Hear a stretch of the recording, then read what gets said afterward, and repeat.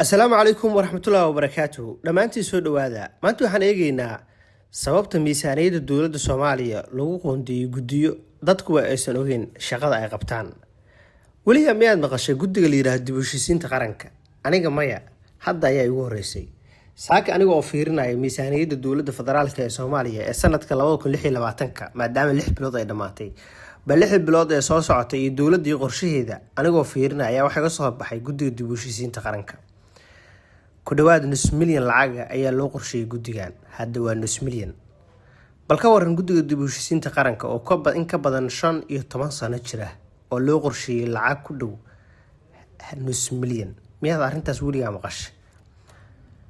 guud ahaan lacagta loo qorsheeyay waa 482,972 dollar tani waa lacagta rasmi ah ku qoran dukumentiyada miisaaniyadda dowladda ee sanadka 2026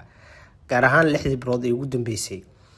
taasoo si toos ah lagu qoondeeyay hay'ad lagu magacaabo guddiga madaxa bannaan ee dib u heshiisiinta qaranka ama guddiyada mid ka mid ah